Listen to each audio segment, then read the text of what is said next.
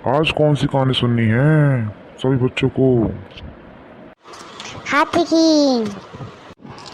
नहीं नहीं, घोड़े की सुनिए, घोड़े की। नहीं दादाजी, आज तो हम शेर की कहानी सुनेंगे। नहीं दादाजी, आज तो मैं भालू की कहानी सुनूंगा, बहुत दिन हो गए। चिंटू, तुम्हें कौन सी कहानी सुननी है? बताओ, कौन सी सुननी है कहानी आज चिंटू तुम्हें? बोलो इसे। दादाजी, ये तो जंगल की कहानी सुननी है। इसमें हाथी भी हो, घोड़ा भी हो, शेर भी हो, भालू भी हो, सभी जानवर एक साथ हों। ठीक है, आज मैं सबको जंगल की कहानी सुनाऊंगा। इसमें हाथी भी होगा, घोड़ा भी होगा और शेर भी होगा। सभी जानवर एक साथ रहते होंगे। ठीक है दादा, तो शांत हो जाओ बच्चों। बस कहानी सुना रहा हूँ जंगल की। शांत हो जाओ, शांत हो जाओ। एक समय की बात है, एक जंगल में बहुत बड़ा शेर रहता। शेर अपने आप को वहाँ का राजा मानता था। उस जैसा वहाँ जंगल में कोई नहीं था। उस शेर की शानदार आवाज को चीरती चली जाए। हाथी, जंगली सुअर, भालू, बंदर और एक लोमड़ी। शेर ने कहा, हम सब दोस्त हैं और इस जंगल का हम सब मिलकर ध्यान रखेंगे। यह जंगल हमारा घर है। शेर की ये बात सुनकर सभी जानवर तैयार हो गए और सबने मिलकर कहा, हाँ, हम अपने जंगल का ध्यान रखेंगे। लेकिन हाथी ने कहा, हमें ध्यान किससे रखना है इस जंगल का? यहाँ कौन है जो हमारे जंगल को नुकसान पहुंचाएगा? तब शेर ने कहा, गृहस्थी हो। ध्यान रखने का मतलब है कि हम एक दूसरे का साथ दें। मुसीबत आने पर हम सब एक दूसरे के काम आए, ना कि उसे मुसीबत में छोड़कर भाग जाएं। ये इसका मतलब ये है, जब हम सब एक साथ काम करेंगे तो सब हमारे साथ एक परिवार बन जाएंगे। ये सब बात सुनकर राजा की सब खुश हो गए। खुश होने पर उन्होंने सोचा कि ये राजा हमारे बारे में कितना सोचता है, तभी तो ये हमारा राजा है और हम सब इसकी प्रजा। तभी बंदर ने पूछा, राजा जी, ऐसा हम क्या करें जिससे हम सबका ख्याल रख सकें और एक दूसरे के साथ भी रह सकें और मुसीबत आने पर हम एक दूसरे के काम भी आ जाए। तब शेर ने उत्तर दिया कि जब कोई खतरे में होगा तो उसकी आवाज़ को सुनकर लोमड़ी दूर से आवाज़ मारेगी और हम सब लोमड़ी की आवाज़ को सुनकर उसकी हेल्प करने के लिए वहाँ पहुँच जाएंगे और उसको बचा लेंगे। लेकिन दादाजी, लोमड़ी की आवाज़ सुनकर सब वहाँ कैसे पहुँच जाएंगे और उन्हें कैसे पता चलेगा खतरे में कौन है और कहाँ हमें पहुँचना है? हाँ दादाजी, मैं भी ये सोच रहा था, अगर लोमड़ी चिल्लाएगी तो हमें क्या पता चलेगा कि खतरे में कौन है और हमें किसकी मदद करने कहाँ पहुँचना है? दादाजी बताइए ना, हमें कैसे पता चलेगा कि खतरे में कौन है? दादाजी बताइए ना, कैसे पता चलेगा, मुझे भी जानना है। हाँ भाई, बता रहा हूँ कि किस तरह पता चलेगा। मेरी बात को सुनो तो सही, कहानी को सुनो। सुनो, मेरी बात सुनो, ध्यान से सुनो। जिस प्रकार हम सब आपस में बातें करते हैं, ठीक उसी प्रकार वो जानवर भी आपस में बातें कर सकते हैं। चाहे उनकी आवाज़ हम समझें ना समझें, उनकी बोली हम समझें ना समझें, लेकिन वो अपनी दूसरे की बोली ठीक प्रकार समझते हैं। जैसे कि अब हम हैं, मान लो कोई हमारे इंग्लिश बोलता है, कोई हिंदी बोलता है, कोई गुजराती बोलता है, हम पूरी नहीं तो कुछ तो समझते हैं ना। ठीक उसी प्रकार ये जानवर भी होते हैं, ये एक दूसरे की आवाज़ और लैंग्वेज समझ लेते हैं। अब कहानी सुनाऊं आगे? बच्चों बताओ। हाँ हाँ भाई, दादाजी, सुनो बताइए, कहानी। हम पहुँचे आ रहे हैं। सुनाता हूँ। सब शांत हो जाओ, शांत हो जाओ सब। एक बार जंगल में शिकारी आया शिकार करने के लिए। जंगल में शिकारी आया है, ये बात जंगल में आग की तरह फैल गई और इस बात को सुनकर सभी जंगली जानवर थे वो अपने अपने घरों में छुप गए। तभी जंगल में से भालू की बहुत तेज चिल्लाने की आवाज़ आती है।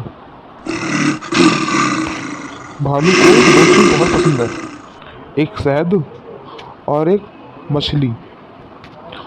भालू इतना नटखट था कि उसे अपना किसी चीज़ का होश नहीं होता था। वो ये भूल गया कि जंगल में शिकारी आया हुआ है और उसको भूख बर्दाश्त नहीं थी, इसलिए वो जंगल में चल दिया खाना खाने के लिए। वो नदी किनारे चल दिया कि मछली पकड़ूंगा और खाऊंगा और फिर शहद, ताज़ा ताज़ा शहद पीऊंगा। फिर क्या था, भालू का सब्जी चल दी है गाना गाते हुए अपनी में मस्त, बस धूमधाम से चलते जा रहे हैं। शिकारी तेज था, तेज दिमाग का। उसे मालूम था कि सभी जानवर पानी पीने तो जरूर आएंगे, बिना पाएंगे तो वो रह नहीं सकते। इसीलिए उसने पानी के पास, नदी के पास ही अपना जाल बिछा दिया कि जो भी जानवर वहाँ पानी पीने आएगा वो फंस जाएगा और वो उसे पकड़ लेगा। जंगल के सभी जानवर शिकारी की इस चाल से अनजान थे।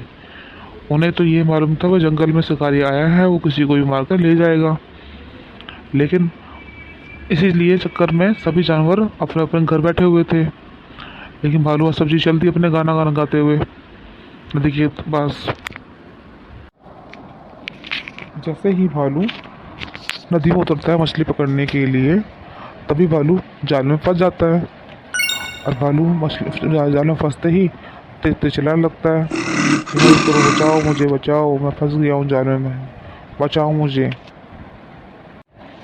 भालू के आसपास सब जगह एक शांति सी फैली हुई थी। भालू अपने आप को छुड़ाने की बहुत कोशिश कर रहा था, लेकिन छुड़ा नहीं पा रहा था।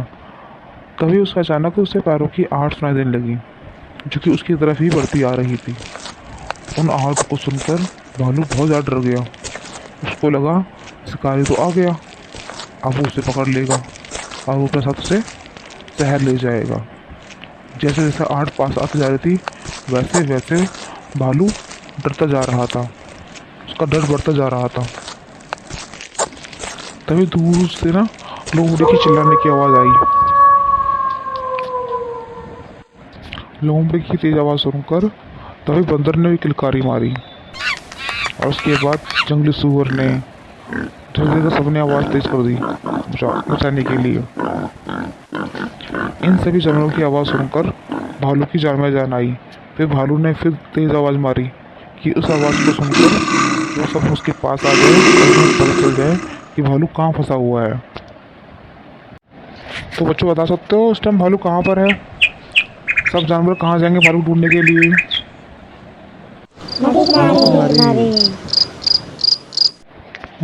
सही कह रहे हो, भालू था नदी के किनारे। इसका मतलब ये है कि तुम सब कहानी को बहुत ध्यान से सुन रहे हो। अच्छी बात है, तो आगे शुरू करते हैं कहानी। यदि सब जानवर उसके पास पहुंच जाएंगे तो भालू की क्या होगी? भालू की जान बच जाएगी, क्योंकि सब जानवरों को देखकर शिकारी डर जाएगा। लेकिन फिर भी पैरों की आहट बढ़ती जा रही थी, जो कि उसकी तरफ तेजी से आ रही थी। उन आहट को सुनकर भालू डरता जा रहा था कि पहले कौन आएगा, शिकारी या मेरे दोस्त। उसके अंदर डर बढ़ता जा रहा था। तभी दूर से सीढ़ी चलाने की आवाज़ आई। फिर क्या था, पलक झपकते ही सभी जानवर भालू के पास पहुंच गए, नदी किनारे, भालू की मदद करने के लिए। जब शिकारी नदी के पास पहुंचा तो शिकारी सभी जानवरों को एक साथ देखकर डर गया। उसकी सिट्टी बिट्टी गोल हो गई। उन सबको एक साथ देखकर उसकी हवा टाइट हुई और वो नंगे पैर वापस भाग गया जंगल के बाहर शहर की तरफ। फिर वो डर के मारे कभी भी नहीं आया कि उसने आज से पहले एक साथ इतने सारे जानवर कभी नहीं देखे थे जो कि उसकी तरफ बढ़ रहे थे। फिर क्या था, भालू की जान बच गई। उस खुशी में भालू ने पेट भर के मछली खाई और उसके बाद शहद पिया और सभी लोगों ने उसका खूब मजाक उड़ाया। फिर क्या था, सभी हंसी गुल्ला करने लगे और सभी को शिकारी के उस षड्यंत्र से छुटकारा मिल गया और वो सब अपनी मस्ती में मस्त होने लगे। फिर वो अपने मर्जी से यहाँ वहाँ आने जाने लगे, सब खुश रहने लगे। तो बच्चों बताओ, हमने जो ये कहानी सुनी है, इस कहानी से हमें क्या सीख मिलती है? दादाजी इस कहानी से सीख मिलती है कि हमें एक दूसरे की मदद करनी चाहिए। यदि कोई एक मुसीबत में हो तो एक को उसकी मदद करने के लिए आना चाहिए। हमें मुसीबत में अपने दोस्त का साथ नहीं छोड़ना चाहिए। अगर हम एक साथ रहें तो बड़ी से बड़ी मुसीबत आराम से टल जाएगी और हम उसका सामना कर जीत जाएंगे। दादाजी हमें कभी भी मुसीबत को देखकर भागना नहीं चाहिए, उसका सामना करना चाहिए, हमें उससे लड़ना चाहिए। तुम सबने बिल्कुल सही कहा कि हमें ऐसा ही करना चाहिए। चिंटू तुम बताओ, तुम्हें क्या समझ में आई कहानी? तुम्हें क्या सीख मिली कहानी से?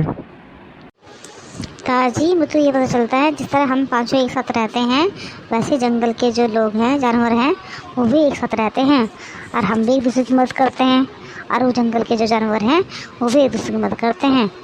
इसलिए पता चलता है कि हम सबको एक साथ रहना चाहिए, मुसीबत दूर रहेगी। चिंटू ने बिल्कुल सही कहा है। हम सब जब तक एक साथ हैं तब तक हम पर कोई मुसीबत नहीं आ सकती।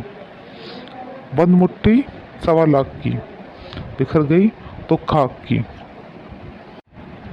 एक दूसरे की मदद करना, एक दूसरे के साथ खड़े रहना, मुसीबत में काम आना, ये हमारा धर्म है। यही हमें इंसान सिखाती है।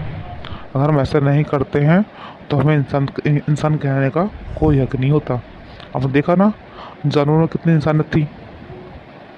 ये हमारा शीर्षक है कि एक दूसरे की मदद करो और एकदम साथ खड़े रहो।